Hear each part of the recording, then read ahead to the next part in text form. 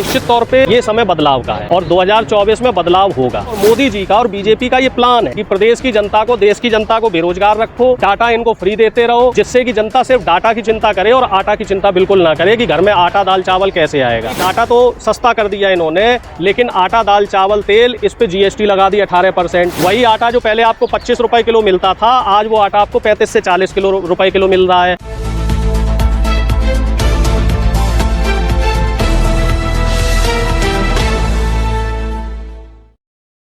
क्या लगता है 24 में क्या होगा? एक तरफ 38 पार्टी है, एक तरफ 26 पार्टी है। देखिए, निश्चित तौर पे ये समय बदलाव का है और 2024 में बदलाव होगा, क्योंकि पिछले 10 साल से देश की जनता महंगाई, बेरोजगारी, भ्रष्टाचार के साथ जो तमाम मुद्दे हैं उनसे परेशान है और परेशान हो चुकी है, क्योंकि मोदी जी ने सिर्फ वादे किए हैं। मोदी जी ने सिर्फ देश की जनता को बेवकूफ़ बनाया है। देश की जनता को ना तो रोजगार दिया, ना तो महंगाई कम की, ना बेरोजगारी कम की, ना भ्रष्टाचार कम किया, बल्कि सब चीज़ें जो है दुगनी तिगनी स्पीड से बढ़ी है। लोग तो ये कह रहे थे ना कि हिंदुओं को मजबूत कर रहे हैं बाबा जी। अब देखो साहब, हिंदू तो आप देख लो ना जी, कहाँ मजबूत हो रहे हैं। आप देख लो साहब, कौन से हिंदू मजबूत हो रहे हैं, हमें तो समझ में नहीं आ रहा भैया। सबसे जुड़ गए हिंदू। सबसे ज़्यादा जो बेरोजगारी है वो इस समय हिंदू युवाओं में है, और जो युवा बेरोजगार है वो टाइम पास के लिए ऐसे पाखंडियों के साथ जुड़ रहा है। भाई, अगर देश की जनता के पास रोजगार होगा तो ऐसे पाखंडियों के पास क्यों जाएगा। हमारे देश में सबसे बड़ी जो समस्या है वो बेरोजगारी है। अगर बेरोजगारी हमारे देश से दूर कर दी जाए, और मोदी जी का और बीजेपी का ये प्लान है कि प्रदेश की जनता को, देश की जनता को बेरोजगार रखो, डाटा इनको फ्री देते रहो, जिससे कि जनता सिर्फ डाटा की चिंता करे और आटा की चिंता बिल्कुल ना करे कि घर में आटा दाल चावल कैसे आएगा। आप देख लो एक तरफ से कि भाई डाटा तो सस्ता कर दिया इन्होंने, लेकिन आटा दाल चावल तेल इस पे GST लगा दी 18%। वही आटा जो पहले आपको 25 रुपए किलो मिलता था, आज वो आटा आपको 35 से 40 रुपए किलो मिल रहा है। वही तेल जो है जो 80 रुपए मिलता था, वो 150 रुपए मिल रहा है। तो जनता को तो इन्होंने जो है एकदम फंसा के रखा है, और जनता इस समय भ्रमित है। जनता खुद ही नहीं समझ पा रही है कि मोदी जी क्या कह के आए थे और अब मोदी जी कहाँ पहुँच गए। मोदी जी अब महंगाई का मां बोलने को तैयार नहीं है, मोदी जी बेरोजगारी का बा बोलने को तैयार नहीं है, मोदी जी अब भ्रष्टाचार पे बात नहीं करते, मोदी जी काला धन पे बात नहीं करते। वो पता नहीं वो 15 लाख रुपए कहाँ चले गए जो लोगों के अकाउंट में आने थे। 15 लाख जुमला था बस।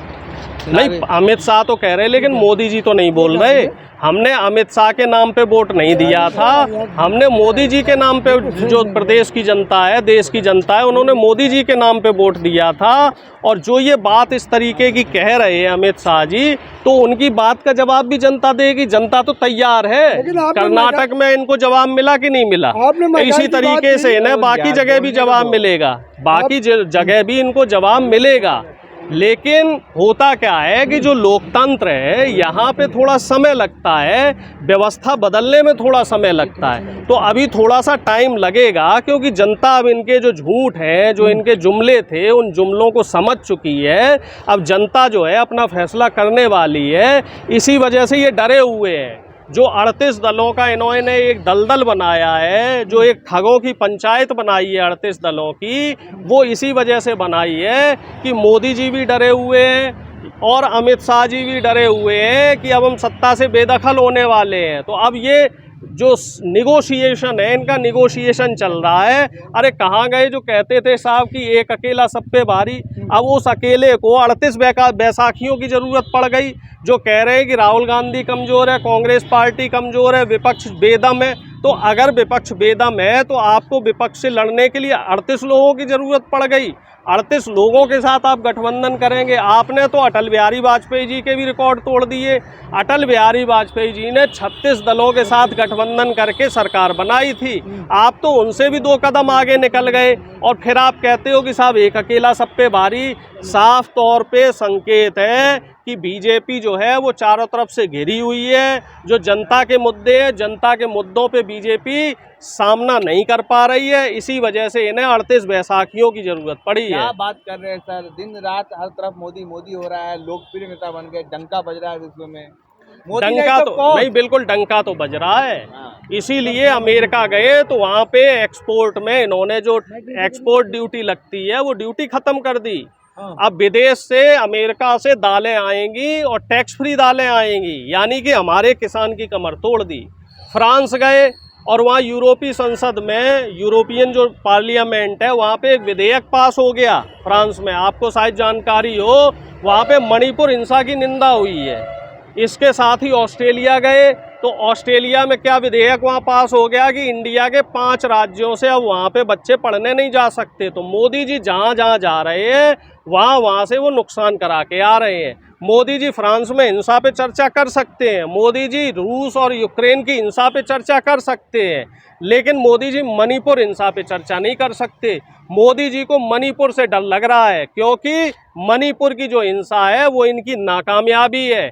चीन के जरिए हथियार पहुंच रहे हैं मणिपुर में और आतंकवादी वहां पहुंच रहे हैं और पूरा मणिपुर जल रहा है इस समय। ये राष्ट्रीय सुरक्षा में सेंध का मामला है। और इस तरीके से बता रहे साहब, एक पाकिस्तान से भी डिपोर्ट होके एक लेडीज आई है, वो भी आजकल चर्चा का विषय बनी हुई है और गोदी मीडिया उसको जगत भाभी बनाने पे तुला है, जबकि वो पाकिस्तान की सुरक्षा एजेंसियों की एजेंट है।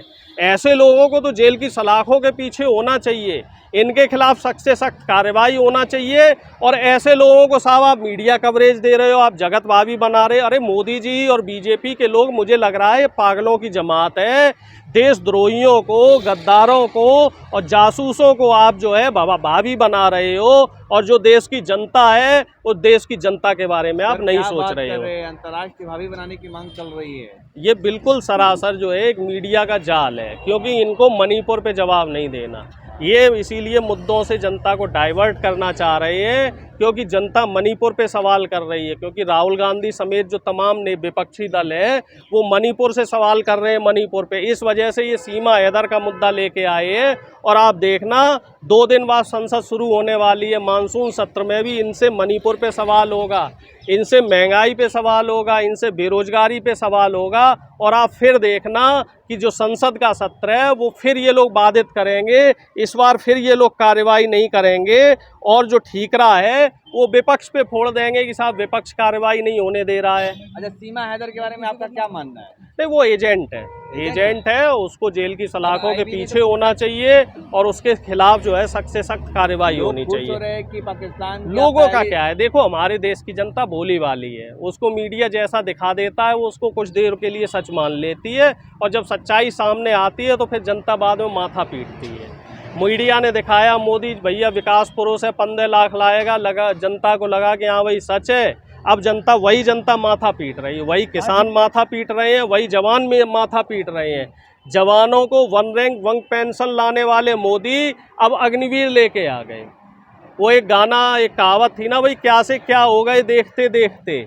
तो क्या वादे लेके आए थे और कहाँ आप पहुँच गए, कितना गिरेंगे आप मोदी जी। आप युवाओं को रोजगार देने को लेके आए थे और अब आप जो है, आप साहब जनता को जो है रोजगार के नाम पे ये कहते हो कि साहब सरकार के पास पैसा ही नहीं है। तो इतना मत गिरिए साहब कि जनता जो है आपको सिरे से नकार दे। स्मृति ईरानी कह रही है कि 70,000 नौकरियां दी गई है। वादा क्या हुआ था, हर साल 2 करोड़ का, और आप दे रहे हैं 70,000। तो ये तो कहीं से भी भाई ठीक नहीं बैठता। भाई जो वादा आपने किया था, हम कोई अलग से कोई चीज़ थोड़ा ही मांग रहे हैं, हम तो ये कह रहे हैं साहब आपने हमसे जो कहा था, जो देश की जनता से कहा था, आप तो वही दे दीजिए, हमें कोई फालतू की चीज़ नहीं चाहिए। हमें तो 2 करोड़ रोजगार की बात कही थी, वो 20 करोड़ रोजगार दिखा दीजिए, वो कहाँ है। कह रहे हैं कि इस बार कांग्रेस मुक्त सरकार बनाऊंगा। देख लो साहब, कांग्रेस को मुक्त करते करते कहीं ये लोग मुक्त ना हो जाए, हमें तो इनकी चिंता हो रही है। जिस तरीके से ये आए थे, जब बीजेपी का उदय हुआ था तो आपको जानकारी होगी 1982 में इनके पास 0 सीटें थीं, तब कांग्रेस ने इनको 2 सीट दी थी और 2 लोग जो है इनके संसद में हम ही ने बैठाए थे, अटल बिहारी वाजपेयी जी और लाल कृष्ण आडवाणी जी। और मुझे लग रहा है 2024 में कहीं इनके साथ वही ना हो जाए कि जहाँ से चले थे वहीं घूम के आ जाएंगे, क्योंकि झूठ ज़्यादा दिनों तक नहीं चलता।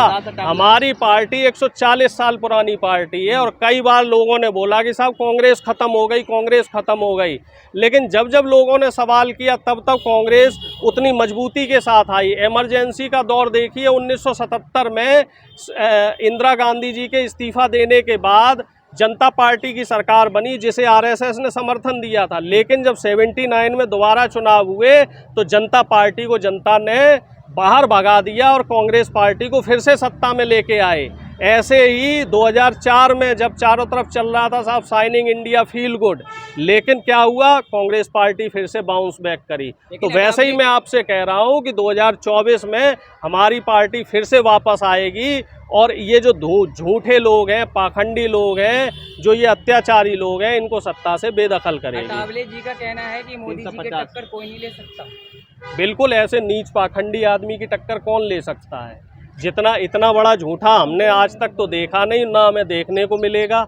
हमारी पार्टी में कोई नेता ऐसा नहीं है झूठ पाखंड करे, जनता के साथ फरेब करे। निश्चित तौर पे अठावले जी बिल्कुल सही कह रहे हैं कि मोदी जी की टक्कर जो है झूठ बोलने में, जनता को धोखा देने में कोई नहीं ले सकता।